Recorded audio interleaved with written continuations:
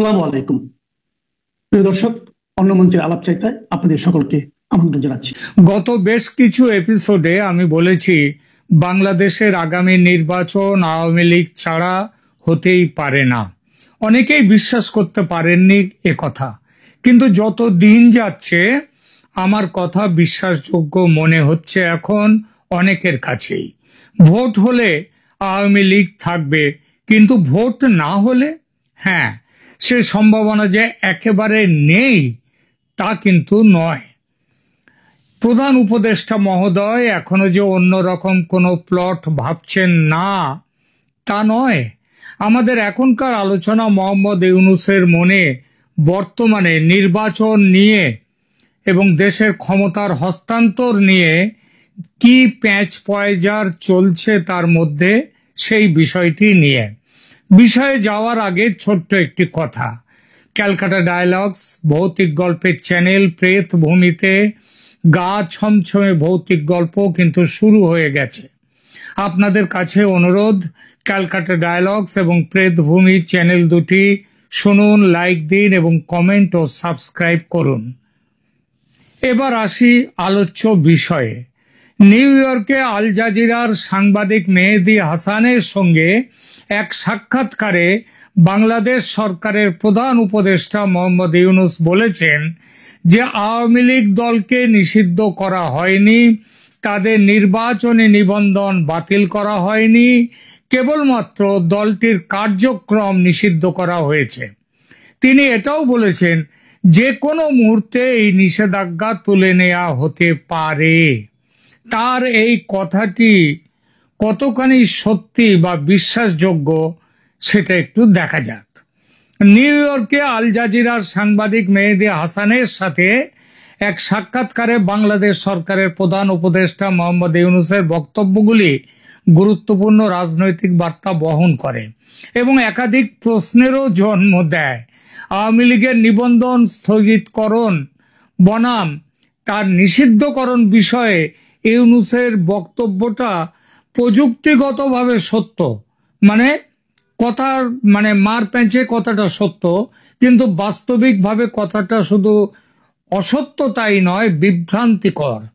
September 2025-এর 22 তারিখে, কয়েকদিন আগে, নির্বাচন কমিশন আওয়ামী লীগের নিবন্ধন স্থগিত করেছে, সম্পূর্ণ বাতিল করেনি, এটা ঠিক।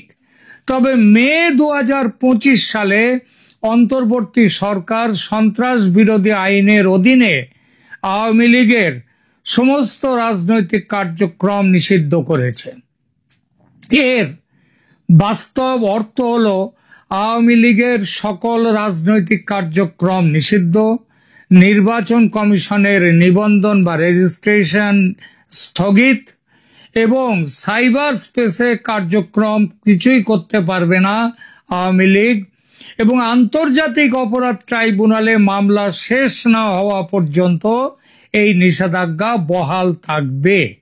যদিও ইউনূস বলেছেন যে কোনো মুহূর্তে এই নিষেধাজ্ঞা তুলে নেওয়া হতে পারে, বাস্তবে দলটি আগামী নির্বাচনে অংশগ্রহণ করতে পারবে না যতক্ষণ না নিবন্ধন পুনর্বহাল হয়। এই নিবন্ধন পুনর্বহাল হওয়ার কাজটা কিন্তু নির্বাচন কমিশনের। তবু ইউনূস বললেন যে কোনো মুহূর্তে নিষেধাজ্ঞা তুলে নেওয়া হতে পারে। প্রশ্ন জাগে খুব স্বাভাবিকভাবেই, নির্বাচন কমিশন থেকে কি এরকম কথা মোহাম্মদ ইউনূসকে বলা হয়েছে যে এই আওয়ামী লীগের উপর থেকে নিবন্ধন স্থগিত আদেশ এটা তুলে নেওয়া হবে? যদি নির্বাচন কমিশন না বলে থাকে তাহলে কিন্তু এটাই প্রমাণ হয় যে কমিশন ওসব কিচ্ছু নয়, ইউনূসের সরকার যা বলবে তাই করবে কমিশন। এই নিষেধাজ্ঞা সরকারের ইচ্ছায় এবং সরকারের হুকুমেই হয়েছে। প্রশ্ন, তাহলে কেন এই কথা বললেন মোহাম্মদ ইউনূস যে আওয়ামী লীগের উপর থেকে তুলে নেওয়া হবে যে সমস্ত স্থগিত আদেশ নিষেধাজ্ঞা? এ কথাটা ইউনূস কেন বলতে গেলেন? আন্তর্জাতিক চাপের প্রভাব হতেই পারে। ইউনূসের বক্তব্যে স্পষ্ট কিন্তু আছে ভোল পাল্টানোর ইঙ্গিত। এর পেছনে আন্তর্জাতিক চাপ থাকাটা খুবই স্বাভাবিক। আন্তর্জাতিক চাপ যাতে আসে তার জন্য ভারত সরকার গত কয়েক মাস ধরে যে চেষ্টা করছে সেটা ফল ফলতে শুরু করেছে খুব ভালোভাবেই। আমেরিকা যুক্তরাষ্ট্র পর্যন্ত তার অবস্থান পাল্টাতে বাধ্য হয়েছে। ভারতীয় পররাষ্ট্র মন্ত্রণালয় আওয়ামী লীগ নিষিদ্ধকরণকে উদ্বেগজনক কাজ বলে অভিহিত করেছে অনেকদিন আগে, এবং গণতান্ত্রিক মূল্যবোধ এর ফলে ভেঙে যাবে বাংলাদেশে সেই নিয়ে উদ্বেগ প্রকাশ করেছে। অন্তর্ভুক্তিমূলক নির্বাচন অর্থাৎ আওয়ামী লীগ ছাড়া ভোট গ্রহণযোগ্য হবে না, এটা সবার আগে এবং অনেক আগে থেকেই বলছে ভারত। পৃথিবীর গণতান্ত্রিক দেশগুলো প্রথম দিকে তাদের অনেকেই চুপ করে থাকলেও ভারতের মতের সঙ্গে তারা পুরো সহমত। এমনকি যে আমেরিকা যুক্তরাষ্ট্রের ষড়যন্ত্রে হাসিনার পতন, সেই যুক্তরাষ্ট্র পর্যন্ত অনেকদিন আওয়ামী লীগকে বাদ দিয়ে চলার কথা বলেছিল, কিন্তু এখন আওয়ামী লীগকে নিয়ে ভোটের কথা বলতে বাধ্য হচ্ছে। এবং আমেরিকার স্যাটেলাইট বা উপগ্রহ হিসেবে পরিচিত যে পশ্চিমী দুনিয়ার দেশগুলো, তারাও সামগ্রিকভাবে অন্তর্ভুক্তিমূলক নির্বাচনের পক্ষে অবস্থান নিয়েছে। কিন্তু ইউনূস সেটা জেনেও প্যাঁচ মারতে, কিন্তু প্যাঁচ কষতে কম করছেন না। বলছেন যে রাজনৈতিক, এই ইন্টারভিউতেই বলেছেন যে রাজনৈতিক দলগুলো যদি আওয়ামী লীগের অংশগ্রহণে সম্মত হয় তাহলে আওয়ামী লীগ নির্বাচনে অংশ নিতে পারবে। প্যাঁচটা খেয়াল করুন। দেশের অন্যান্য রাজনৈতিক দল, তাদের কথা একটি দলের নিবন্ধন এবং নির্বাচনে অংশগ্রহণ নির্ভর করবে এমন কোন নিয়ম কি পৃথিবীর কোন দেশে আছে? কোন গণতান্ত্রিক দেশের নির্বাচনে বিধিতে এই রকম কোন কথা কেউ কোনোদিন শুনেছে যে অন্য দলগুলো আপত্তি না করলে এই দলটা নির্বাচনে থাকতে পারবে? এইটার কোনো প্রশ্নই ওঠে না। বাংলাদেশের নির্বাচনী বিধিতেও এমন কোনো নিয়ম নেই। তবু ইউনূস সাহেব যে কথা বলছেন তার কারণ ব্যাপারটা ঘুলিয়ে দিতে নানান কৌশল করাটা কিন্তু তিনি এখনো ছাড়তে পারছেন না। মুখে বলছেন ভোট হবে আর মন বলছে ভোট হবে না। কেন কেন এই কৌশল? প্রথমে ভোট এখন হবে না, সংস্কারের পরে হবে ভোট, এই ছিল তার অবস্থান। আগে সংস্কার পরে ভোট। একই সঙ্গে অবস্থান ছিল আওয়ামী লীগকে বাইরে রেখে ভোট হবে, কারণ বিএনপি ক্ষমতায় এলে তিনি হবেন রাষ্ট্রপতি, মানে ইউনূস রাষ্ট্রপতি হবেন, এটা ঠিক হয়ে গিয়েছিল। তারেক রহমান হবে মুখ্যমন্ত্রী, প্রধানমন্ত্রী। সেই জায়গা থেকে এটা আমেরিকারও প্রেসক্রিপশন এই ছিল। ট্রেসি অ্যান্ড জ্যাকবসন মানে আমি লন্ডনে গিয়ে তারেক রহমানের সাথে কথা বলেছেন এই জন্যে। সেই কঠোর অবস্থান নমনীয় করে ইউনূস সাহেব এখন যে অন্যরকম বলছেন, সেটার প্রথম কারণ ওই যে বললাম আন্তর্জাতিক চাপ, আন্তর্জাতিক সম্প্রদায়ের ভয়, আন্তর্জাতিক সম্প্রদায়ের সমর্থন যেটুকু এখনো অবশিষ্ট আছে ইউনূস মিয়ার, সেটা ধরে রাখার জন্যই তার এই সব কথাবার্তা। কিন্তু ওই যে বললাম মুখের কথা এক, মনের কথা আলাদা। দ্বিতীয়ত আভ্যন্তরীণ চাপ মোকাবেলা, বিএনপি এবং অন্যান্য দলের নির্বাচনী চাপ থেকে রেহাই পেতে তিনি নানান সময় নানা রকম কথা বলছেন।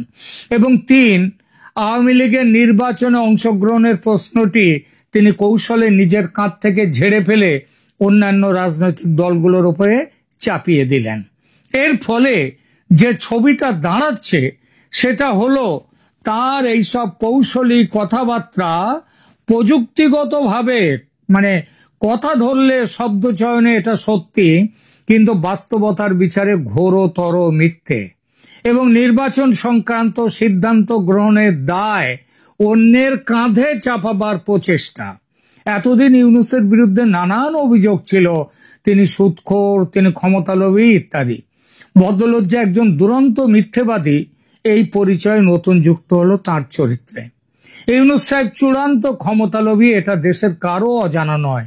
70 বছর বয়সেও তিনি গ্রামীণ ব্যাংকের পদ ছাড়তে চাইছিলেন না, জোর করে তাড়িয়ে দিতে হয় তাকে। যেদিন থেকে প্রধান উপদেষ্টার পদ পেয়েছেন সেদিন থেকেই তার মাথায় ঘুরছে যত বেশি দিন পাওয়া যায়, সম্ভব হলে সম্ভব হলে আমৃত্যু থাকবেন তিনি এই পদে, সেটাও ভাবছেন।